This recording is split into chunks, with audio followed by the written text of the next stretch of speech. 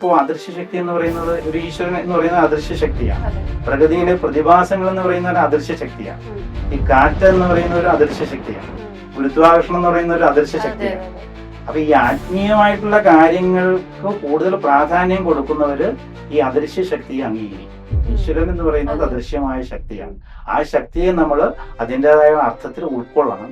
അങ്ങനെ ഉൾക്കൊണ്ട് മുമ്പോട്ട് നയിച്ചാൽ നമുക്ക് ജീവിതം ഏറ്റവും കൂടുതൽ പ്രയോജനപ്രദമായിട്ടും മനസമാധാനത്തിലൂടെയും ജീവിതം മുന്നോട്ട് നയിക്കാനും സാധിക്കും. ആരാണ് ശരിക്കും ഈ ഭഗവാൻ എന്നുള്ളൊരു ചോദ്യം സാറിനോട് ചോദിച്ചാൽ സാറിന്റെ മറുപടി എന്തായിരിക്കും? ഭഗവാൻ ഭഗവതി എന്ന് പറയുന്ന സ്ത്രീ പുരുഷ വ്യത്യാസത്തിൽ നമ്മൾ പറയുന്നതാണ്. ഈ ഭഗം എന്ന പദത്തിന് നമ്മൾ പറയുന്ന ഈശ്വരൻ എന്നാണ് അതിന്റെ അർത്ഥം. അതായത് എല്ലാം തികഞ്ഞ ഒരാൾ. അതിന് നമ്മൾ മലയാളത്തിൽ ഒരു വാക്ക് പറഞ്ഞാൽ സർവജ്ഞൻ എന്ന് പറയാൻ പറ്റും. എല്ലാത്തിനെ കുറിച്ചും അറിവുള്ള ആൾ. വിവാഹവും ജനനവും മരണവും ഒക്കെ ഹിന്ദു മതവിശ്വാസ പ്രകാരം ആധികാരിക ഗ്രന്ഥങ്ങളിൽ ശരിക്കും പറഞ്ഞിട്ടുണ്ട് അതിനെക്കുറിച്ച്. അതായത് ഒരുവന്റെ ജീവിതത്തിൽ അവൻ ചെയ്യുന്ന കർമ്മങ്ങൾക്കനുസരിച്ചാണ് അവന് വീണ്ടും ജനന മരണങ്ങൾ ഉണ്ടാകുന്നത്.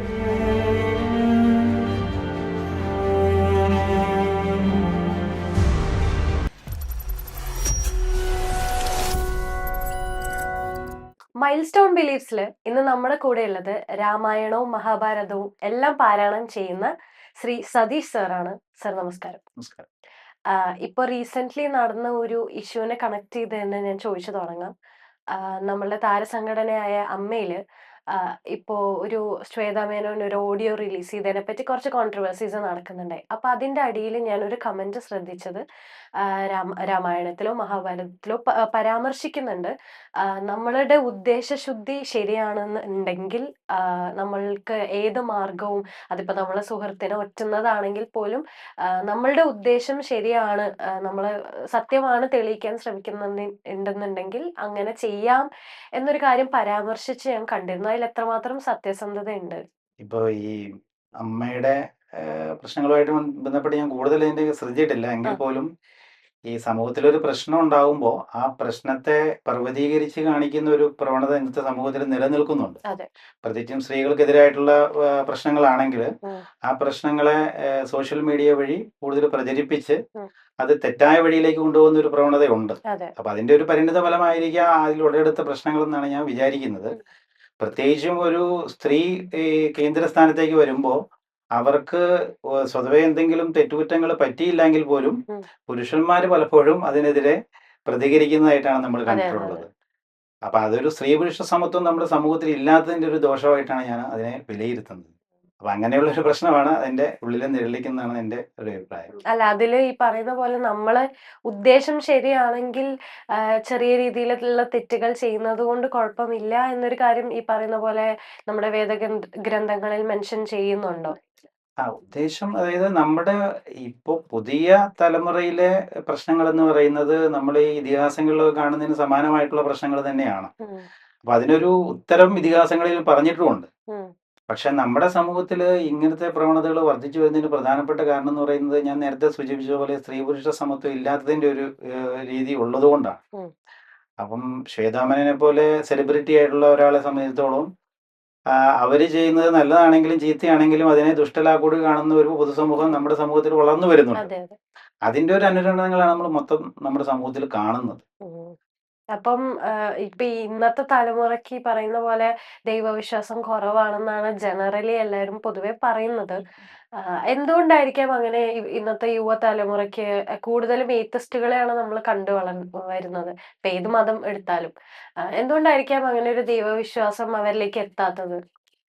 ഇപ്പൊ നമ്മുടെ സമൂഹത്തിൽ എല്ലാവർക്കും തിരക്കുകളാണല്ലോ. അപ്പം ജീവിതം അതിന്റെ തിരക്കില് വളരെ സജീവമായിട്ട് മുമ്പോട്ട് പോകുമ്പോൾ സ്വാഭാവികമായിട്ടും ദൈവികമായിട്ടുള്ള കാര്യങ്ങളിൽ ശ്രദ്ധ ചെലുത്താനായിട്ട് പുതിയ തലമുറയ്ക്ക് സാധിക്കുന്നില്ല. ഇപ്പൊ നമുക്കറിയാം അമ്പലങ്ങളിലാണെങ്കിലും പള്ളികളിലൊക്കെ ആണെങ്കിലും ഒക്കെ കൂടുതലും എത്തിച്ചേരുന്നത് ഈ പ്രായമായവരാണ്. ഈ പുതുതലമുറയ്ക്ക് അതിൽ വലിയ വിശ്വാസങ്ങളില്ല. ആ വിശ്വാസങ്ങളില്ലാത്തതിന്റെ ന്യൂനതകൾ നമ്മുടെ സമൂഹത്തിൽ ഇഷ്ടംപോലെ സംഭവിക്കുന്നുണ്ട്. അതെന്തുകൊണ്ടാണെന്ന് ചോദിച്ചു കഴിഞ്ഞാല് ഈ ഈ ബന്ധങ്ങൾക്ക് വിലയില്ലാത്ത ഒരു കാലഘട്ടത്തിലാണ് നമ്മൾ ജീവിക്കുന്നത്. കുടുംബ ബന്ധങ്ങള് പണ്ടൊക്കെ കുടുംബ ബന്ധങ്ങള് ശക്തമായിരുന്നു. ആ ശക്തമായിട്ടുള്ള കുടുംബ ബന്ധങ്ങള് ഇല്ലാതായതിന്റെ ഒരു ന്യൂനത നമ്മുടെ സമൂഹത്തിലുണ്ട്. കുട്ടികളും മാതാപിതാക്കളും തമ്മിലുള്ള ആശയവിനിമയം എന്ന് പറയുന്നത് നന്നായിട്ട് നടക്കുന്നില്ല. ഉം. മാതാപിതാക്കൾക്കാണെങ്കിൽ വളരെയേറെ തിരക്കാണ്. ഉം. തിരക്കുള്ള ഒരു സമൂഹത്തിലാണ് അവർ ജീവിക്കുന്നത്. അതെ, അതെ. അപ്പൊ ആ എല്ലാവർക്കും തിരക്കാണ്. ഓരോരുത്തരും ഓരോ കാര്യത്തിൽ നിന്ന് ഒഴിഞ്ഞു മാറാനായിട്ട് പറയുന്ന പ്രധാനപ്പെട്ട ഒരു കാരണം എന്ന് പറയുന്നത് തിരക്കാണ്. ഉം. ആ തിരക്കിൽ പെട്ടുകൊണ്ട് നമ്മുടെ ജീവിതത്തിന് അനുവർത്തിക്കേണ്ട ജീവിത മൂല്യങ്ങൾ അപ്രത്യക്ഷമാവുകയാണ് ചെയ്യുന്നത്. അതെ, അതെ. അപ്പൊ പഴയ കാലത്തൊക്കെ നമുക്കറിയാം, നമ്മളുടെ മാതാപിതാക്കളും അവരുടെ മാതാപിതാക്കളും ഒക്കെ ഇതിഹാസ ഗ്രന്ഥങ്ങളുമായിട്ടും നമ്മുടെ പൂർവ്വ സംസ്കൃതിയായിട്ടോ അല്ലെങ്കിൽ സംസ്കാരവുമായിട്ടും പൈതൃകമായിട്ടും ഒക്കെ നന്നായിട്ട് ഉം. ബന്ധപ്പെട്ടിട്ടുണ്ടായിരുന്നു. അതുകൊണ്ട് തന്നെ അവർക്ക് ഇതിഹാസങ്ങളെ കുറിച്ചറിയാം, ഉം. വേദങ്ങളെ കുറിച്ചറിയാം, അതെ. ഉപനിഷത്തുകളെ കുറിച്ചറിയാം, ഉം. പുരാണങ്ങളെ കുറിച്ചറിയാം. എല്ലാത്തിനെ കുറിച്ച് അവർക്ക് സജീവമായിട്ട് നല്ല രീതിയിലുള്ള അറിവുണ്ടായിരുന്നു. ആ അറിവ് നമ്മുടെ പുതുതലമുറയിൽ നിന്ന് നഷ്ടപ്പെട്ടു പോയി. അത് ഉണ്ടാക്കിയെടുക്കാനായിട്ട് പഴയ തലമുറ ശ്രമിക്കുമ്പോൾ തിരക്കിന്റെ കാര്യം പറഞ്ഞ് പുതുതലമുറ അതിൽ നിന്ന് ഒഴിഞ്ഞു പോകുന്ന ഒരു കാഴ്ചയാണ് നമ്മൾ കാണുന്നത്. അതെ. അപ്പൊ എൻ്റെ ഒരു അഭിപ്രായത്തില് ഈ പുതുതലമുറയിലേക്ക് നമ്മളുടെ ഇപ്പോഴത്തെ ഉള്ള ഒരു ആത്മീയമായിട്ടുള്ള കാര്യങ്ങൾ കൂടുതൽ കടന്നു വരേണ്ട ഒരു ആവശ്യകതയുണ്ട്. ഉം. ആ ആവശ്യകത നന്നായിട്ട് മുമ്പോട്ട് പോയെങ്കിൽ മാത്രമേ നമ്മുടെ സമൂഹം ഒരു പരിവർത്തനത്തിന് വിധേയമാവുകയുള്ളൂ. ശരി. അതെ. ഇപ്പൊ നമ്മുടെ ഈ പൊതുസമൂഹത്തിലേക്ക് നോക്കുമ്പോൾ ഈ ശരിക്കും ഈ ധാർഷ്ട്യവും കാപട്യവും ഉള്ളവരെയൊക്കെ ഒന്നും ജനങ്ങൾ അംഗീകരിക്കുന്നില്ല. ഉം. നമ്മൾ നിത്യമായിട്ട് കാണുന്നതാണല്ലോ. ഉം. അപ്പൊ നമ്മുടെ കുട്ടികളിൽ ഇങ്ങനത്തെ ഉള്ള ഒരു സ്വഭാവം വളർന്നു വരുന്ന ഒരു കാലഘട്ടത്തിലാണ് നമ്മൾ ജീവിക്കുന്നത്. അതെ. അപ്പൊ അത് മാറ്റിയെടുക്കണമെങ്കിൽ അവരെ ദൈവികമായിട്ടുള്ള ഒരു പരിവേഷത്തിലേക്ക് കൊണ്ടുവന്നേ മതിയാവൂ. ഉം. ഇപ്പൊ പുതിയ തലമുറ കുട്ടികളോടാണ് നമ്മൾ ചോദിച്ചാൽ രാമായണത്തിലെയും മഹാഭാരതത്തിലെയും കഥാപാത്രങ്ങളോ കഥയോ ഉം. ജീവിത സന്ദർഭങ്ങളോ ഒന്നും അവർക്ക് അറിയില്ല. അതെ. അപ്പൊ അതെന്ന് പറയുന്നത് അറിവിന്റെ അക്ഷയ ഖനികളാണ്. ഉം. അപ്പൊ അതാണ് എന്നും നമ്മുടെ സമൂഹത്തില് സജീവമായിട്ട് ദീപ്തതയോടുകൂടി നിലനിൽക്കുന്നത്. ഉം. അപ്പൊ ആ കഥകൾ ഒട്ടേറെ ജീവിത പാഠങ്ങൾ നമ്മുടെ പുതുതലമുറയ്ക്ക് നൽകുന്നുണ്ട്, കുട്ടികൾക്ക് നൽകുന്നുണ്ട്. അത് കുട്ടികൾ വായിക്കാത്തത് കൊണ്ട് അവർക്ക് ജീവിത മൂല്യങ്ങൾ നഷ്ടപ്പെടുന്നു. സമൂഹത്തിൽ കൂടുതൽ അസ്വസ്ഥതകളും പ്രശ്നങ്ങളും സങ്കീർണതകളും ഒക്കെ ഉണ്ടാവുകയും ചെയ്യുന്നു. ഉം. ഇപ് അപ്പോൾ അതിലേക്ക് കുട്ടികളെ തിരിച്ചു കൊണ്ടുവരണമെങ്കിൽ ഉം. ഈ ആത്മീയമായിട്ടുള്ള കാര്യങ്ങളെ അല്ലെങ്കിൽ ദൈവവുമായിട്ട് ഈശ്വരനുമായിട്ട് ഏറ്റവും കൂടുതൽ ഇടപഴകുന്ന രീതിയിലുള്ള ഉം. ഒരു സംവിധാനം നമ്മുടെ പൊതുസമൂഹത്തിൽ ഉണ്ടായി മതിയാവും. ഇപ്പൊ ഈ യുവതലമുറകൾ ആരെങ്കിലും ഇത് കാണുന്നുണ്ടെങ്കിൽ പൊതുവേ അവർക്ക് വരുന്ന ഒരു സംശയമാണ് ഈ രാമായണവും മഹാഭാരതവും ഒക്കെ പാരായണം ചെയ്യുന്നത് കൊണ്ടുള്ള ഗുണം. അവരുടെ പേഴ്സണൽ ജീവിതത്തിൽ എന്ത് നേട്ടമാണ് അവർക്ക് അതിൽ നിന്ന് ലഭിക്കുക എന്നുള്ളത് പലരുടെ ഉള്ളിലുള്ള ഒരു ചിന്തയാണ്. സാറിന്റെ ഒരു പോയിന്റ് ഓഫ് വ്യൂല് എന്തിനാണ് നമ്മൾ ഇതെല്ലാം പാരായണം ചെയ്യുന്നത്? എന്താണ് നമുക്ക് അതിൽ നിന്ന് ലഭിക്കുന്ന നേട്ടം? ഇപ്പോൾ രാമായണം മഹാഭാരതം നമുക്കറിയാം, വാൽമീകിയാൽ വിരചിതമായതാണ് രാമായണം. സംസ്കൃതത്തിലാണ് അത് എഴുതിയിട്ടുള്ളത്. അതെ.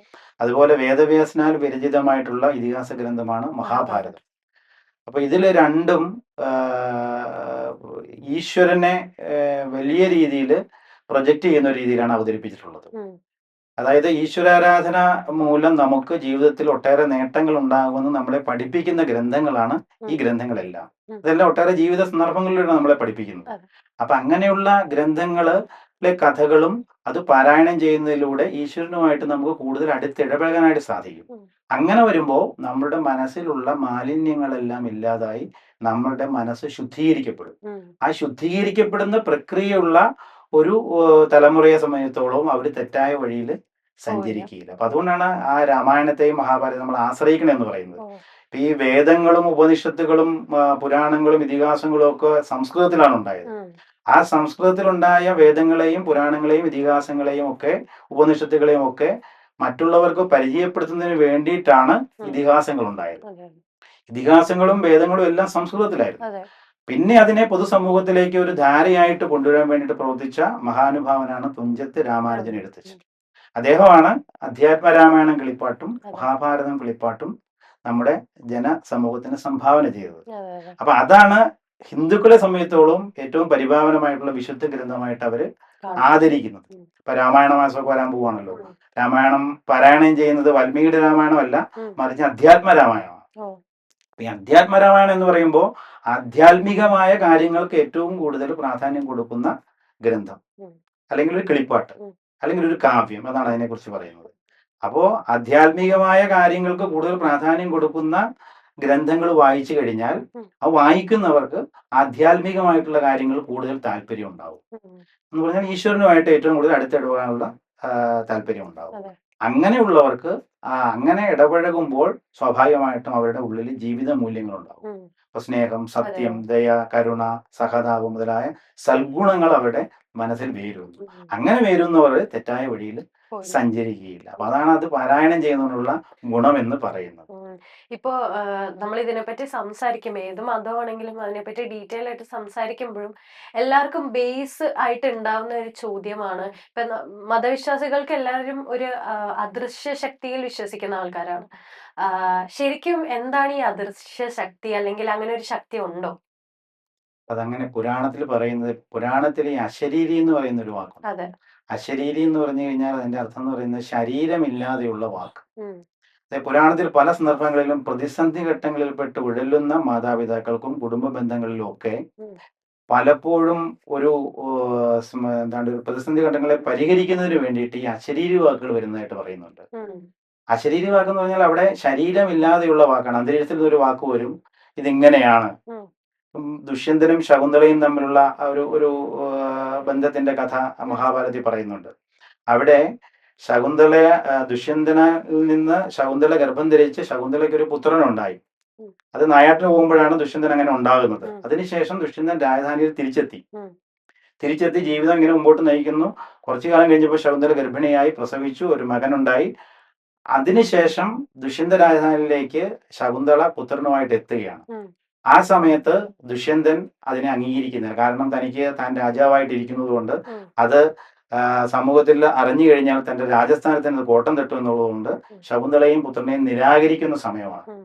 ആ ഒരു സമയത്ത് ശകുന്തള ദുഷ്യന്തനെ ഒട്ടേറെ കുറ്റപ്പെടുത്തുന്നുണ്ട്. ഉം.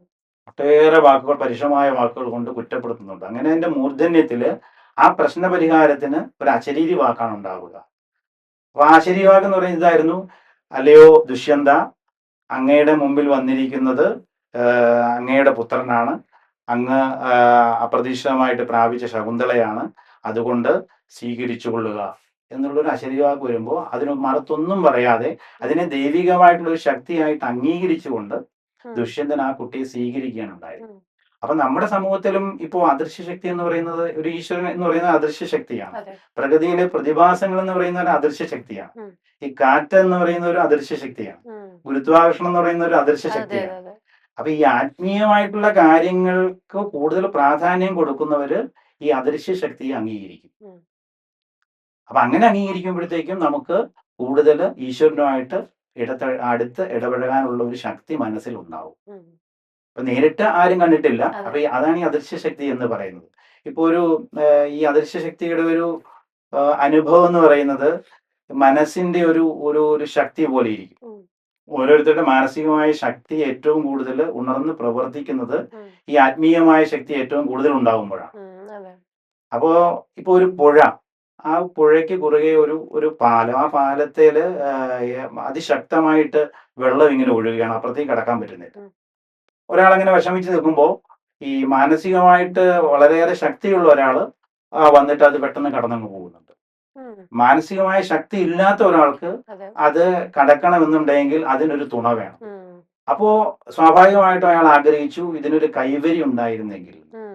അതെ. അപ്പൊ ആ കൈവരിയാണ് അദൃശ്യമായിട്ടുള്ള ദൈവത്തിന്റെ സാന്നിധ്യമായിട്ട് നമ്മൾ പറയുന്നത്. ഉം. അപ്പൊ അതിനെ സങ്കല്പിച്ചുകൊണ്ട് ഒരുപക്ഷെ ഈ മാനസികമായിട്ട് ദൗർബല്യമുള്ള ഒരാൾക്ക് ആ നദിക്ക് കുറുകെ അപ്പുറത്തേക്ക് കടക്കാനായിട്ട് സാധിക്കും. ഉം. അപ്പൊ ഈ അദൃശ്യ ശക്തിയാണ് നമ്മളെ എപ്പോഴും നയിക്കുന്നത്. ഇപ്പൊ അമ്പലങ്ങളിലാണെങ്കിലും പള്ളികളിലാണെങ്കിലും മുസ്ലിങ്ങളുടെ മോസ്കുകളൊക്കെ ആണെങ്കിൽ പോലും ഈ അദൃശ്യമായ ശക്തിയാണ്. ഉം. ഈശ്വരൻ എന്ന് പറയുന്നത് അതെ. അദൃശ്യമായ ശക്തിയാണ്. ആ ശക്തിയെ നമ്മൾ അതിൻ്റെതായ അർത്ഥത്തിൽ ഉൾക്കൊള്ളണം. ഉം. അങ്ങനെ ഉൾക്കൊണ്ട് മുമ്പോട്ട് നയിച്ചാൽ, ജീവിതം മുമ്പോട്ട് നയിച്ചാൽ നമുക്ക് ജീവിതം ഏറ്റവും കൂടുതൽ പ്രയോജനപ്രദമായിട്ടും മനസമാധാനത്തിലൂടെയും ജീവിതം മുന്നോട്ട് നയിക്കാനും സാധിക്കും അതെ. എന്നുള്ളതാണ്. ഈ അദൃശ്യമായ ശക്തിയെ പറയുമ്പോഴും പലവരുടെ ഉള്ളിലുള്ള ഒരു സംശയമാണ്, ഈ ശക്തികൾക്ക് എങ്ങനെയാണ് നമുക്ക് രൂപം നൽകാൻ സാധിക്കുക? ഇപ്പൊ നമ്മള് ഹിന്ദു മതവിശ്വാസ പ്രകാരം നമ്മൾ പറയുന്നു, നിങ്ങൾ ഭഗവാനെ ആരാധിക്കുന്നു എന്ന് പറയുന്നു. ആരാണ് ശരിക്കും ഈ ഭഗവാൻ എന്നുള്ളൊരു ചോദ്യം സാറിനോട് ചോദിച്ചാൽ സാറിന്റെ മറുപടി എന്തായിരിക്കും? ഭഗവാൻ, ഭഗവതി എന്ന് പറയുന്ന സ്ത്രീ പുരുഷ അതെ. വ്യത്യാസത്തിൽ നമ്മൾ പറയുന്നതാണ്. ഉം. ഈ ഭഗം എന്ന പദത്തിന് നമ്മൾ പറയുന്ന ഈശ്വരൻ എന്നാണ് അതിന്റെ അർത്ഥം. അതായത് എല്ലാം തികഞ്ഞ ഒരാൾ. അതിന് നമ്മൾ മലയാളത്തിൽ ഒരു വാക്ക് പറഞ്ഞാൽ സർവജ്ഞൻ എന്ന് പറയാൻ പറ്റും. ഉം. എല്ലാത്തിനെ കുറിച്ചും അറിവുള്ള ആൾ. ആൾ. അതായത് ഈ ജീവജാലങ്ങൾ ഇവിടെ ഉണ്ടാകുന്നതിന് മുമ്പ് ഭൂമി എങ്ങനെയായിരുന്നു എന്നതിനെ കുറിച്ച് വ്യക്തമായ കാഴ്ചപ്പാടും ഉം.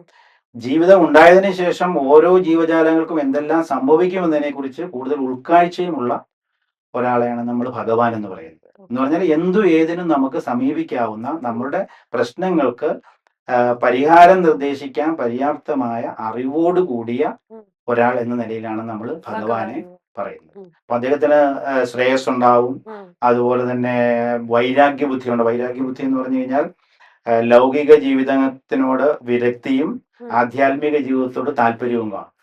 അപ്പൊ ലൗകിക ജീവിതത്തിന്റെ വിരക്തി എന്ന് പറയുമ്പോൾ ഈ ലോക ജീവിതത്തിലെ സുഖദുഃഖങ്ങളോടുള്ള പ്രതിപത്തി ഇല്ലായ്മയാണ് ഒരു മനുഷ്യനെ പൂർണ്ണ മനുഷ്യനാക്കുന്നത്. അതാണ് ആത്മീയമായ ജീവിതം എന്ന് പറയുന്നത്. ആ ആത്മീയമായ ജീവിതം നയിക്കുന്ന പൂർണ്ണ അറിവുള്ള സർവജ്ഞനായ ഒരാളെയാണ് നമ്മൾ ഭഗവാൻ അല്ലെങ്കിൽ ഭഗവതി എന്ന് പറയുന്നത്. അതുകൊണ്ടാണ് നമ്മുടെ ദുഃഖങ്ങൾക്കും നമ്മുടെ ദുരിതങ്ങൾക്കും പ്രയാസങ്ങൾക്കും ഒരാശ്രയമായിട്ട് നമ്മൾ ഭഗവാനെയും ഭഗവതിയെയും കാണുന്നത്. ഞാൻ നേരത്തെ ചോദിച്ചത് കണക്ട് ചെയ്ത് ഒന്നും കൂടെ ചോദിക്കുകയാണെങ്കിൽ, ഇതെല്ലാം അദൃശ്യമായ ഒരു ശക്തിയാണ്, നമുക്ക് കാണാൻ കഴിയില്ല, നമ്മൾ അതിൽ വിശ്വസിക്കുന്നു എന്ന് പറയുന്നു. പക്ഷെ എങ്ങനെയാണ് പിന്നെ ഈ ശക്തികൾക്കെല്ലാം ഒരു രൂപം ഉണ്ടായത് പിന്നീട്? ആ രൂപം ഓരോ മതവിശ്വാസ പ്രകാരം അവർ ഉണ്ടാക്കിയെടുത്ത രൂപങ്ങളാണെന്നാണ് എൻ്റെ ഒരു വിശ്വാസം. ഇപ്പോ ഹൈന്ദവ വിശ്വാസം അനുസരിച്ച് മഹാവിഷ്ണു, അദ്ദേഹത്തിന്റെ ദശാവതാരങ്ങൾ, പിന്നെ ക്രിസ്ത്യൻ മതവിശ്വാസം അനുസരിച്ച് ബൈബിള്, അതുപോലെ അതിൽ പ്രതിപാദിക്കുന്ന ക്രിസ്തുദേവൻ, അതുപോലെ ഇസ്ലാം മതവിശ്വാസം അനുസരിച്ചുള്ള അവരുടെ ഈശ്വരൻ. ഇപ്പൊ ഇതൊക്കെ അവരവരുടെ ജീവിതത്തിൽ നിന്ന് ഉരുത്തിരിഞ്ഞു വന്ന സങ്കല്പങ്ങൾക്കനുസരിച്ച് അവര് പ്രതിഷ്ഠിച്ച ഓരോ രൂപങ്ങളാണ്. അപ്പൊ ആ രൂപങ്ങളെ അവർ ആരാധിക്കുന്നതിലൂടെ അവർക്ക് മാനസികമായിട്ടുള്ള സംതൃപ്തി ലഭിക്കുമെന്ന് പൂർവ്വകാലത്ത് ജീവിച്ചിരുന്നവരിൽ നിന്ന് അവർക്കൊരു വിശ്വാസവും കിട്ടിയിട്ടുണ്ട്. അപ്പൊ അങ്ങനെയുള്ള വിശ്വാസം ഉള്ളതുകൊണ്ട് അങ്ങനെ ഉരുത്തിരിഞ്ഞു വന്നതാണെന്നാണ് എൻ്റെ ഒരു ഇപ്പൊ ഈ പറഞ്ഞു വരുമ്പോ നമ്മള് എപ്പോഴും പോസിറ്റീവ് എനർജി, ഇതെല്ലാം നമുക്ക് പോസിറ്റീവ് ആണ് തരുന്നത്. നമ്മൾ ആളുകളിലേക്ക് പോസിറ്റീവായിട്ട് എത്തിക്കാൻ വേണ്ടിയിട്ടാണല്ലോ മതം അനുഷ്ഠിക്കുന്നത്. അപ്പൊ ഹിന്ദു മതവിശ്വാസ പ്രകാരം നിങ്ങൾക്ക് വഴിപാടുകളുണ്ട്. നമ്മളിപ്പോ ശരിക്കും ചില ആളുകൾ അതിനെ പറയുന്നത്, നമ്മൾക്ക് ഒരു കാര്യം സാധിക്കാനുണ്ടെങ്കിൽ നമ്മൾ ദൈവത്തിന് അത് വഴിപാടായിട്ട് നേരുന്നു എന്നുള്ളതാണ്. നമ്മളൊരു കാര്യസാധ്യത്തിന് വേണ്ടി ആണോ ശരിക്കും ഈ വഴിപാട് ചെയ്യുന്നത്? വഴിപാടെന്ന് പറയുന്നത് ഹിന്ദു സമൂഹത്തെ സംബന്ധിച്ചിടത്തോളം അവരുടെ ജീവിത ചിന്താഗതിയിൽ ഉറച്ചുപോയൊരു പദമാണ്. ഇഷ്ടംപോലെ വഴിപാടുകളുണ്ട്. നമുക്ക് ഓരോ അമ്പലങ്ങളിൽ ചെന്ന് കഴിഞ്ഞാൽ നമുക്ക് അറിയാൻ പറ്റും. അതിന്റെ നിവേദ്യങ്ങളുണ്ട്, പാൽപ്പായസം വഴിപാടുണ്ട്, അതുപോലെ നെയ്വിളക്ക് വഴിപാടുകളുണ്ട്. അങ്ങനെ ഒട്ടേറെ വഴിപാടുകളുണ്ട്. അപ്പൊ ആ വഴിപാടുകളിലുള്ള ഒരു വിശ്വാസം എന്ന് പറയുന്നത്, അമ്പലങ്ങളിൽ പോവുക എന്ന് പറയുന്നത് ഈ ഹിന്ദുമത വിശ്വാസിയെ സംബന്ധിച്ചോളം നിർബന്ധപൂർവമായിട്ടുള്ള ഒരു കാര്യമല്ല. മറ്റു മതങ്ങളെ സംബന്ധിച്ചോളം അത് ഇച്ചിരി നിർബന്ധമുള്ള കാര്യമാണ്. ഇപ്പൊ ക്രിസ്ത്യാനിയെ സംബന്ധിച്ചോളം നമുക്കറിയാം, ഞായറാഴ്ച അവർക്ക് പള്ളിയിൽ പോകണം, കുർബാനയിൽ പങ്കെടുക്കണം. ഇസ്ലാം മതവിശ്വാസിയെ സംബന്ധിച്ചോളം അവർക്ക് കൃത്യമായ സമയമുണ്ട്, നിസ്കരിക്കാനുള്ള സമയമുണ്ട്. അത് ജീവിതത്തിലെ ഏതൊരു സ്ഥലത്തായാലും അവർക്കത് നിർവഹിക്കാനുള്ള സൗകര്യങ്ങൾ നമ്മുടെ പൊതുസമൂഹത്തിലുണ്ട്. പക്ഷെ ഒരു ഹിന്ദുവിനെ സംബന്ധിച്ചിടത്തോളം അതത്ര തീവ്രമല്ല. ഹിന്ദുവിനെ സംബന്ധിച്ചിടത്തോളം അമ്പലത്തിൽ പോകണം നിർബന്ധമില്ല, അതിനെക്കുറിച്ച് ആരും ചോദിക്കുകയില്ല. പള്ളിയിൽ പോയി ചെല്ലാത്തതുകൊണ്ട് അവിടെ അച്ഛന്മാര് ചോദിക്കുമായിരിക്കും. അതുപോലെ തന്നെ മുസ്ലിങ്ങളുടെ അവരുടെ ഉത്തരവാദിത്തപ്പെട്ടവർ ചോദിക്കുമായിരിക്കും. പക്ഷെ ഒരു ഹിന്ദുവിനെ സംബന്ധിച്ചോളം അമ്പലത്തിൽ ചെന്നില്ല എന്ന് പറയുന്നത് കൊണ്ട് ആരും ഒന്നും ചോദിക്കാനില്ല. അപ്പൊ എനിക്ക് തോന്നുന്ന അതിന്റെ ഒരു പോരായ്മ ഹിന്ദു മതവുമായി ബന്ധപ്പെട്ടുള്ള ആരാധനാക്രമത്തിൽ ഉണ്ടെന്നുള്ളതാണ്. അപ്പൊ അതൊക്കെ നിലനിർത്തിക്കൊണ്ട് തന്നെ എൻ്റെ ഒരു അഭിപ്രായം എന്ന് പറയുന്നത്, ഈ വഴിപാടുകളിലുള്ള വിശ്വാസം പഴയ കാലം മുതൽ തന്നെ എല്ലാവർക്കും ഉണ്ട്. അപ്പൊ വഴിപാടെന്ന് പറയുന്നത് ഭഗവാന് നിവേദിക്കുന്ന ഒന്നാണ്. ആ വഴിപാടുകളുള്ള വിശ്വാസം എന്ന് പറയുന്നത്, വഴിപാട് ചെയ്യുമ്പോൾ ഒരു മാനസികമായ സംതൃപ്തി ലഭിക്കും. ഏത് ഉദ്ദേശകാര്യത്തിന് വേണ്ടിയിട്ടാണോ നമ്മൾ ആ വഴിപാട് ചെയ്യുന്നത്, അത് സാധിക്കും എന്നതിനെ കുറിച്ചുള്ള ഒരു ഉറച്ച വിശ്വാസം ഉള്ളതുകൊണ്ടാണ് അത് കഴിക്കുന്നത്. അപ്പൊ അതങ്ങനെ കഴിക്കുമ്പോൾ മാനസികമായിട്ടുള്ള ഒരു സംതൃപ്തിയും ലഭിക്കും. അത് സാക്ഷാത്കരിക്കപ്പെടാനുള്ള സാധ്യത വളരെ കൂടുതലാണെന്ന് അവർ മനസ്സിലാക്കുകയും ചെയ്യും. അപ്പൊ ഇതിൽ നിന്നാണ് ആ വഴിപാട് നമ്മൾ ചെയ്യുന്നത്. അത് ഭഗവാന് നമ്മൾ നൽകുന്ന ഒരു ഉപഹാരമാണ്, ഒരു സമ്മാനം എന്നൊക്കെ നമ്മൾ പറയാമല്ലോ. ഭഗവാനെ സന്തോഷിപ്പിച്ചു കഴിഞ്ഞാൽ, ഈശ്വരനെ സന്തോഷിപ്പിച്ചു കഴിഞ്ഞാൽ ഈശ്വരൻ തന്നിൽ കനിയും എന്നുള്ള അമിതമായ ആഗ്രഹം ഭക്തന് മനസ്സിലുള്ളത് കൊണ്ടാവാം ഒരുപക്ഷെ ഈ വഴിപാടുകളിൽ കൂടുതലായിട്ട് അവർ ശ്രദ്ധ കേന്ദ്രീകരിക്കുന്നത്. പക്ഷെ ഭഗവാന്മാർ അങ്ങനെയൊന്നും പറഞ്ഞിട്ടില്ല കേട്ടോ. നമുക്കറിയാമല്ലോ, മറ്റേ കഥകളിലൊക്കെയും ഈ മേൽപ്പത്തൂർ നാരായണ ഭട്ടതിരിയുടെ കഥ, അതുപോലെ പൂന്താനം നമ്പൂതിരിയുടെ കഥ, അതൊന്നും ഭഗവാൻ ഒരിക്കലും നമ്മളിൽ നിന്നൊന്നും ആഗ്രഹിക്കുന്നില്ല. നമ്മൾ അറിഞ്ഞു ചെയ്യുക, എന്നത് മാത്രമേ ഉള്ളൂ. പക്ഷെ ഉം. നമ്മുടെ പൊതുസമൂഹത്തിലെ വളർന്നു വരുന്ന ഒരു വിശ്വാസം എന്ന് പറയുന്നത് ഏറ്റവും കൂടുതൽ വഴിപാടുകൾ കഴിക്കുന്നവർക്ക് ഏറ്റവും കൂടുതൽ പുരോഗതി ഉണ്ടാവും എന്നുള്ളതാണ്. അത് തെറ്റായ ഒരു ധാരണയാണ്. ആണല്ലേ? അങ്ങനെയല്ലല്ലോ. ഉം. അങ്ങനെയാണെങ്കിൽ ഏറ്റവും കൂടുതൽ സമ്പത്തുള്ള ആളായിരിക്കുമല്ലോ ഏറ്റവും കൂടുതൽ വഴിപാട് വഴിപാടുകൾ കഴിക്കുന്നത്. അതെ, കഴിക്കുക. അതെ, അതെ. അതല്ല, ഭഗവാൻ തന്നെ ഭഗവത്ഗീതയിലും ഭാഗവതത്തിലും അതുപോലെ തന്നെ പുരാണങ്ങളിലും ഒക്കെ പറഞ്ഞിട്ടുള്ള ഒരു കാര്യം നിങ്ങൾക്ക് പറ്റാവുന്ന രീതിയിൽ ചെയ്യുക എന്ന് മാത്രമേ പറഞ്ഞിട്ടുള്ളൂ. അത് ആത്മസമർപ്പണത്തോടു കൂടി ആയിരിക്കണം. ഉം.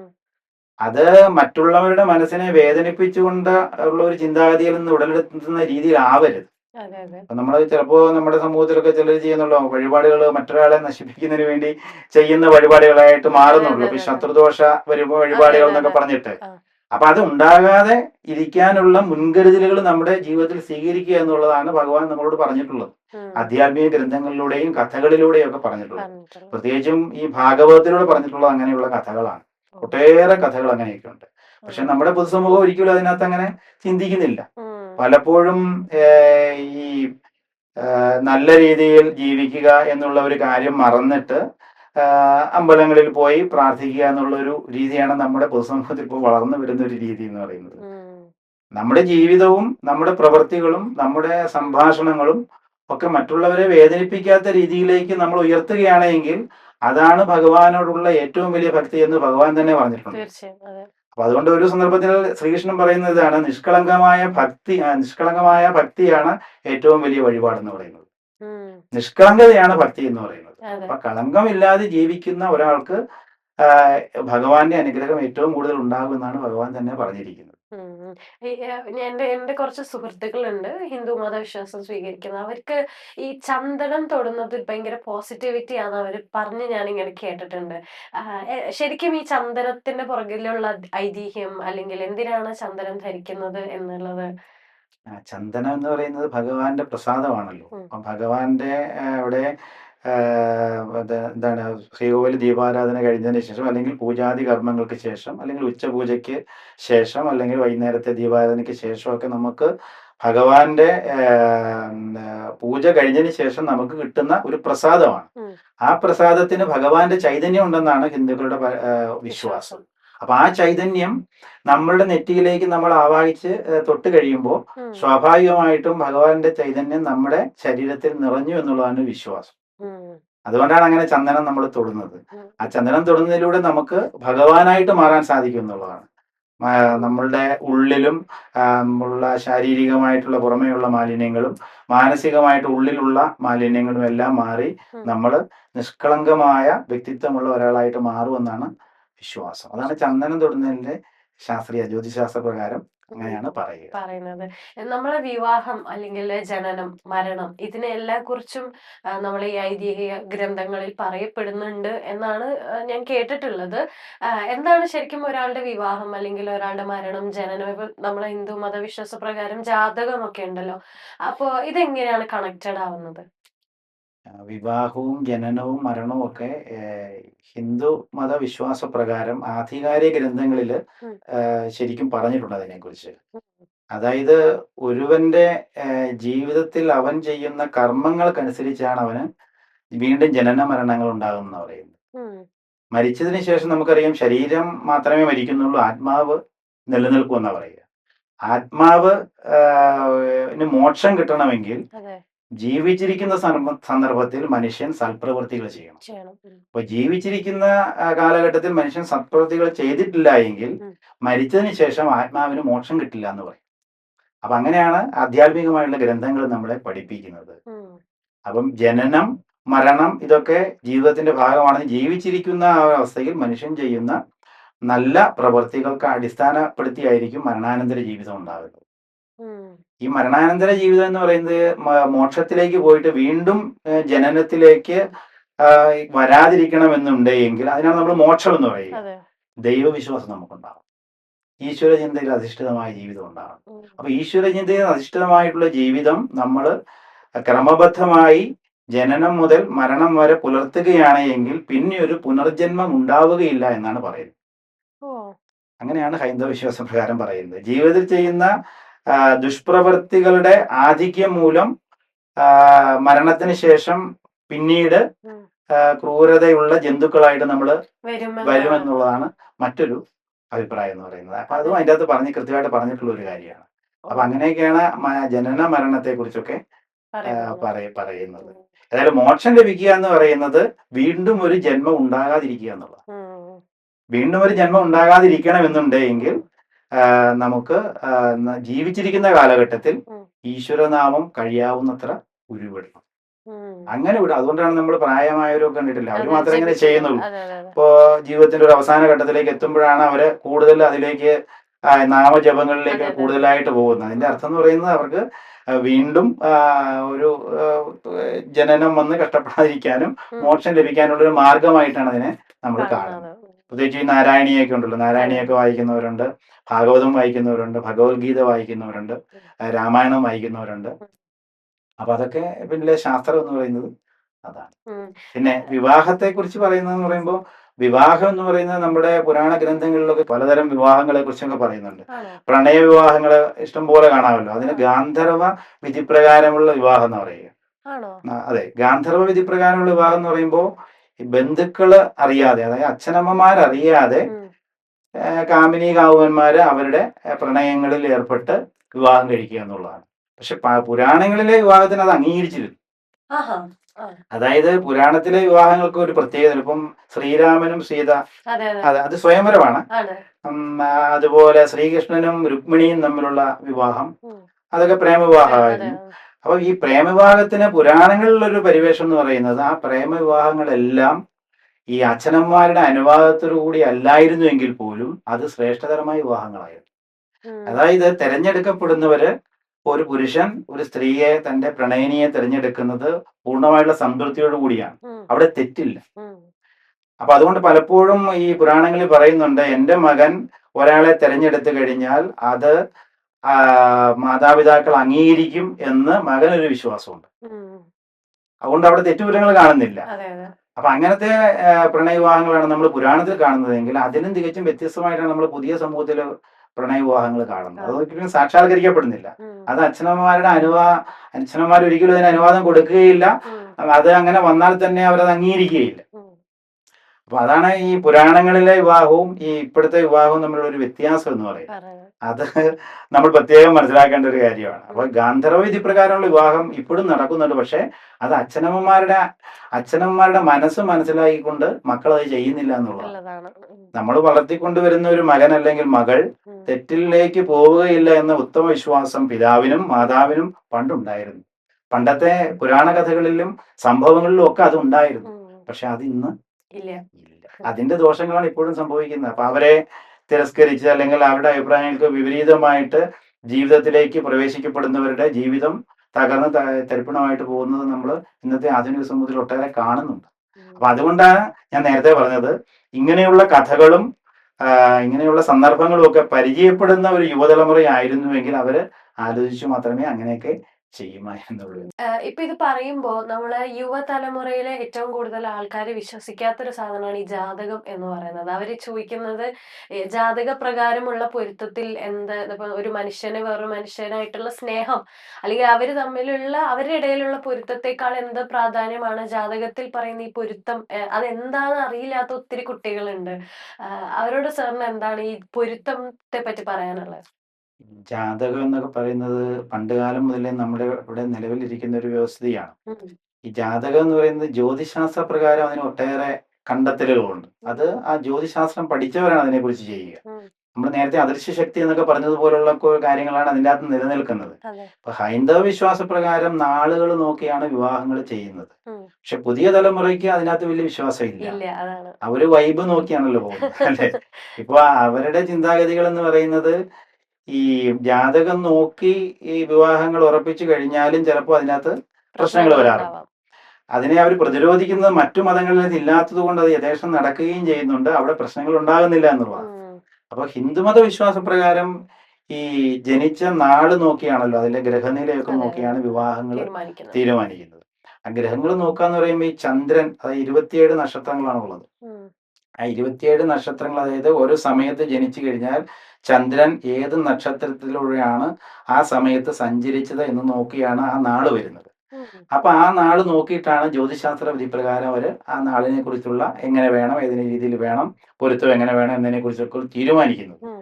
അപ്പൊ അങ്ങനെ തീരുമാനിച്ച അതിൽ ആധികാരികമായിട്ട് പഠിച്ച അവർക്ക് ചില കാര്യങ്ങളും ഒക്കെ ഉണ്ട്, ഉണ്ട്. വിശ്വാസങ്ങളും ഒക്കെ ഉണ്ട്. ആ ഉം. വിശ്വാസങ്ങൾക്ക് അനുസരിച്ചാണല്ലോ ഹിന്ദു മതത്തിലെ മാതാപിതാക്കളും ഇവരൊക്കെ അതെ, പ്രവർത്തിക്കുന്നത്. അതെ.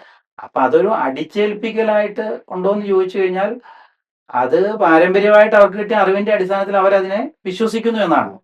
അപ്പൊ പുതിയ തലമുറയ്ക്ക് ഞാൻ നേരത്തെ പറഞ്ഞതുപോലെ ഈ കാര്യങ്ങളിൽ അവർക്ക് വിശ്വാസം ഇല്ലാത്തതിന്റെ പ്രധാന കാരണം ഈ ഇങ്ങനെയുള്ള ജ്യോതിശാസ്ത്ര പ്രകാരമായിട്ടുള്ള കാര്യങ്ങളിലുള്ള അറിവോ ആത്മീയമായ കാര്യങ്ങളിലുള്ള അറിവോ ഒന്നും അവർക്ക് ഇല്ല. ഏറെ ഇല്ല. ഉം. ഇപ്പം നമ്മള് ഒരാള് അറിവുള്ളവൻ എന്ന് പറയുമ്പോൾ സ്വാഭാവികമായിട്ടും ആ അറിവുള്ളവനെ നമ്മൾ വിലയിരുത്തുന്നത് പുരാണ ഗ്രന്ഥങ്ങളിലുള്ള പരിചയമാണ്. ഉം. ഇപ്പൊ മഹാഭാരതത്തെ കുറിച്ച് പറയുമ്പോൾ ഞാൻ എപ്പോഴും പറയാറുണ്ട്, പണ്ഡിതന്മാർ പറയുന്ന ഒരു വാക്കുണ്ട്, ഉം. ഇതിലുള്ളത് ലോകത്തെല്ലായിടത്തും കാണും, ഇതിലില്ലാത്തത് ലോകത്തൊരിടത്തും കാണുകയില്ല. എന്ന് പറഞ്ഞാൽ 5000 വർഷങ്ങൾക്ക് മുമ്പ് മഹാഭാരതം ഇവിടെ ഉണ്ടായ കാലഘട്ടത്തിൽ ഉണ്ടായ ജീവിത പ്രപഞ്ചങ്ങളും ജീവിത പ്രശ്നങ്ങളും ജീവിത സങ്കീർണതകളും ജീവിത പരിഹാരങ്ങളും ഒക്കെ ഉം. ഇപ്പോഴത്തെ സമൂഹത്തിൽ ഈ 5000 വർഷത്തിന് ശേഷവും 21ാം നൂറ്റാണ്ടിൽ ഇവിടെ സംഭവിക്കുന്നു എന്നുള്ളതാണ്. ഉം. അങ്ങനെ സംഭവിച്ചുകൊണ്ടിരിക്കുന്ന ഒരു കാലഘട്ടത്തിലാണ് നമ്മൾ ജീവിക്കുന്നത്. അതെ. അപ്പൊ അവിടെ നന്മയുടെ വിജയവും തിന്മയുടെ പരാജയവും എന്നുള്ളൊരു കൺസെപ്റ്റും കൂടി ഉണ്ട്. ഉണ്ട്. അതാണ് കുട്ടികളിലേക്ക് സന്നിവേശിക്കപ്പെടുന്നത്. ഉം. ഉം. അവിടെയും ഈ യുദ്ധം നടക്കുന്നതും ഒരാൾ തമ്മിൽ ഇടപെടുന്നതും വിവാഹം കഴിക്കുന്നതും അതിനെക്കുറിച്ചൊക്കെ ദീർഘദർശനം ചെയ്തിട്ടുള്ള ജ്യോതിശാസ്ത്ര പ്രകാരമായിട്ടുള്ള വിധികളുണ്ട്. ഉണ്ട്. അതിനനുസരിച്ച് ജീവിച്ചവർക്കുള്ള വിജയവും ഉം. അതിനനുസരിച്ച് ജീവിക്കാത്തവർക്ക് ജീവിതത്തിലുണ്ടായ പരാജയവും എടുത്തു കാണിക്കുന്ന കൃതികളാണ് ഇതിഹാസ ഗ്രന്ഥങ്ങളും വേദങ്ങളും ഉപനിഷത്തുകളും എല്ലാം. ഉം. ഉം. അപ്പൊ അതിലേക്ക് നമ്മുടെ യുവതലമുറ സഞ്ചരിക്കാത്തതിന്റെ ഒരു പ്രത്യേകതയാണ് ഇതിലും അതെ, വരുന്നതെന്നാണ് അതെ. എൻ്റെ ഒരു ഉം. വിലയിരുത്തൽ. അതിലേക്ക് അവർ വരണം. അപ്പോ നമുക്ക് പാരമ്പര്യത്തെയും സംസ്കാരത്തെയും പൈതൃകത്തെയും ഒന്നും ഒരിക്കലും കുറ്റം പറയാൻ നമുക്ക് പറ്റില്ല. ഉം. തിരസ്കരിച്ചുകൊണ്ടുള്ള ഒരു ജീവിതം അതെ. സാധ്യമല്ല. ഉം. പുതിയ തലമുറ ഇപ്പം AI മുതലായ സാങ്കേതിക വിദ്യകളൊക്കെ വരുന്നുണ്ടെന്നുള്ളത് രണ്ടാമത്തെ കാര്യം. അതെ. പക്ഷെ എന്നാലും നമ്മളുടെ ഈ അടിത്തറ അല്ലെങ്കിൽ നമ്മളുടെ ഒരു ബേസിക് ആയിട്ടുള്ള ഒരു ഒരു എന്താണ് അടിത്തറയിലും നമ്മൾ വ്യതിചലിച്ചു പോകാനായിട്ട് പാടില്ല. ഉം. അതിന്റെ ഒരു പരിണിത ഫലമാണല്ലോ അതെ, അതെ. മാതാപിതാക്കൾക്ക് ഇന്ന് നിലനിൽപ്പില്ലാത്തത്. അല്ലെ? ഉം. അവരോടുള്ള സ്നേഹം അവർക്കില്ലാത്ത ഒരു അവസ്ഥയിലാണല്ലോ നമ്മളിപ്പോ അതെ, ജീവിക്കുന്നത്. അതെ. അതുമൊക്കെ ഇതിന്റെ പരിണിത ഫലങ്ങളാണ്. അപ്പോ ഉം. ജ്യോതിശാസ്ത്രപ്രകാരം ജ്യോതിഷപ്രകാരമുള്ള രീതിയിൽ ഹൈന്ദവ വിശ്വാസപ്രകാരം വിവാഹങ്ങൾ നടത്തണം എന്നുള്ളത് തന്നെയാണ് എൻ്റെ അഭിപ്രായം. ഉം. അത് ചിലപ്പോൾ പരാജയപ്പെടുന്നുണ്ടാവാം. ഉം. അത് അത് അതിന് അതെ, അതിന് അതെ. പരിഹാര ക്രിയകളുണ്ട്. ഉം. നമ്മളിപ്പോ ഒരു അമ്പലമാകുമ്പോൾ അവിടുത്തെ ഈ പ്രശ്ന പരിഹാരത്തിന് നമ്മൾ ഓരോ പൂജകളും കാര്യങ്ങളും ഒക്കെ ചെയ്യും. ചെയ്യുന്നുണ്ടല്ലോ. ഉം. അപ്പൊ അതൊന്നും അവിശ്വാസത്തിന്റെ പേരിലാണെന്ന് പറയാൻ പറ്റത്തില്ല. അതാണ് പുതിയ തലമുറയുടെ ചിന്താഗതി എന്ന് പറയുന്നത്. അതെ, അതെ. അവർക്ക് ഇങ്ങനെ ഒരു എന്താണ് കെട്ടുപാടുകളില്ലാതെ സഞ്ചരിക്കുക, സ്വാതന്ത്ര്യത്തോടെ സഞ്ചരിക്കുക, ആ ഒരു പാശ്ചാത്യ സംസ്കാര രീതിയിലുള്ള ഒരു സമൂഹത്തെ വാർത്തെടുക്കാൻ വേണ്ടിയിട്ടുള്ള ജീവിതം കൂടുതൽ ആസ്വദിക്കുക, അങ്ങനെയുള്ള രീതിയിലേക്ക് നമ്മുടെ പുതിയ തലമുറ മാറിയിരിക്കുകയാണ്. അപ്പൊ ഉം. അതിലേക്ക് ഈ ഒരു കാര്യം കൂടെ കൊണ്ടുവന്നു കഴിഞ്ഞാൽ ഉം. നമുക്ക് ഒരു പരിധി വരെ ഇവർക്ക് സംഭവിക്കുന്ന മൂല്യച്യുതിയെ പിടിച്ചു നിർത്താനായിട്ട് സാധിക്കും. ഈ സാധിക്കും. വിവാഹമോചനങ്ങളൊക്കെ കൂടുതൽ വരുന്നതും അതെ. ഇങ്ങനെയുള്ള പ്രശ്നങ്ങളിൽ നിന്ന് തന്നെയാണ്. അതായത് നമ്മളുടെ ആധ്യാത്മിക ഗ്രന്ഥങ്ങളിൽ പറഞ്ഞിരിക്കുന്ന കാര്യങ്ങൾക്ക് അനുസൃതമായിട്ടുള്ള ഒരു ജീവിതചര്യ ഉണ്ടായിരുന്നുവെങ്കിൽ നമുക്ക് ഒരുപക്ഷെ ഇവരെയൊക്കെ നല്ല വഴിയിലൂടെ സഞ്ചരിപ്പിക്കുവാനായിട്ട് ഉം. സാധിക്കുമായിരുന്നു. അങ്ങനത്തെ ഒരു സാഹചര്യം കുറഞ്ഞു വരുന്ന സമൂഹത്തിലാണ് നമ്മളിന്ന് ജീവിക്കുന്നത്. ജീവിക്കുന്നത്. ഈ മരണാനന്തരം ഇപ്പം നമുക്കൊരു ബലിയിടൽ എന്ന് പറയുന്ന ഒരു ചടങ്ങുണ്ട്. ശരിക്കും എന്താ അതായത് നമ്മള് ആത്മാവിന് മോക്ഷം ലഭിക്കാൻ വേണ്ടി മരണത്തിന് ശേഷം അത് നിങ്ങളുടെ ഒരു വിശ്വാസപ്രകാരം ചെയ്യുന്ന ഒരു ആചാരമാണല്ലോ. എന്തിനു വേണ്ടിയിട്ടാണ് ശരിക്കും അത് ഈ ബലി കൊടുക്കുന്നതിന്റെ പിന്നിലുള്ള വിശ്വാസം എന്താണ്? ബലി കൊടുക്കുക എന്ന് പറയുമ്പോൾ ഇപ്പം ഹൈന്ദവ വിശ്വാസ പ്രകാരം ഓരോ മതത്തിനും ഓരോ രീതിയാണല്ലോ. അതെ. അല്ലേ? ഇപ്പം ഹൈന്ദവരെ സംബന്ധിച്ചിടത്തോളം മരിച്ചു കഴിഞ്ഞാൽ ശരീരം ദഹിപ്പിക്കുക എന്നുള്ളത്. അതെ, അതെ.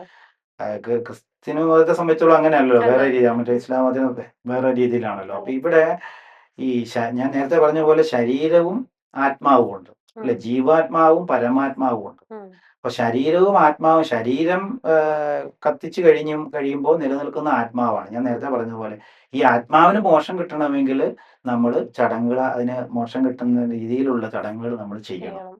അതും അതിൽ കൂടുതൽ വിശ്വാസമുള്ളവരെ കൊണ്ടുവന്നാണ്, പരികർമ്മികളെ കൊണ്ടുവന്നാണ് നമ്മൾ ചെയ്യിക്കുന്നത്. ഉം. അവർ പറയുന്നതനുസരിച്ച് നമ്മൾ ചെയ്യുക എന്നുള്ളതാണ്. ഉം. അപ്പൊ അത് പുഴയിൽ ഒഴുകുക എന്ന് അതെ, പറയുന്ന അതെ. സംവിധാനങ്ങളൊക്കെ ഉണ്ടല്ലോ. ഒരു കുടത്തിലാക്കി അസ്ഥികളൊക്കെ പൂജിച്ച് അത് അതെ വെക്കുക, അതെ അതെ. ആണ്ടുബലികൾ നടത്തുക. ഉം. അങ്ങനെയൊക്കെ ചെയ്യുമ്പോൾ മരിച്ചതിന് ശേഷമുള്ള ആത്മാവിന് സംതൃപ്തി ഉണ്ടാകുക എന്ന് പറയുക. ഉം. ഇപ്പൊ ഈ ആത്മാവിന് സംതൃപ്തി ഉണ്ടായില്ലെങ്കിൽ ജീവിച്ചിരിക്കുന്നവരുടെ ജീവിതത്തിൽ അനർത്ഥങ്ങൾ ഉണ്ടാകുന്ന ഒരു വിശ്വാസവും ഹൈന്ദവ മതവിശ്വാസത്തിലുണ്ട്. ഉം. അപ്പൊ അതുകൊണ്ടാണ് അത് കൃത്യമായിട്ട് ആണ്ടുബലി ഇങ്ങനെ കൃത്യമായിട്ട് ചെയ്യണം. ചെയ്ത് കർമ്മങ്ങളൊക്കെ ചെയ്യണം. കർമ്മങ്ങളൊക്കെ ചെയ്ത് അതിലെന്തെങ്കിലും പ്രശ്നങ്ങളുണ്ടെങ്കിൽ അത് നമ്മൾ പ്രശ്നം വെച്ച് നോക്കി അതിന് പരിഹാരക്രിയകൾ ചെയ്യണം. ഉം. അത് നദിയിൽ ഒഴുക്കണം. നദിയിൽ ഒഴുകി കഴിഞ്ഞാൽ പിന്നെ പ്രശ്നമില്ലെന്നാ പറയുക. ഓ. അപ്പൊ ഏതായാലും അതൊക്കെ ഈ ബലികർമ്മങ്ങളൊക്കെ നമ്മൾ കൃത്യമായിട്ട് ചെയ്യുക. അതൊക്കെ ചെയ്ത് ചിലർക്ക് അതിൽ വിശ്വാസമില്ല എന്ന് വിചാരിച്ചും ഈ വിശ്വാസമില്ലാത്തവർ അതൊക്കെ ഇപ്പൊ ചെയ്യുന്നുണ്ട്. ചെയ്യുന്നുണ്ട്. കാരണം അതൊക്കെയാണ് നമ്മൾ നേരത്തെ പറഞ്ഞ അദൃശ്യ ശക്തി പോലെയുള്ള ഒന്ന് നമ്മളെ നയിക്കുന്നുണ്ട്. ഉം.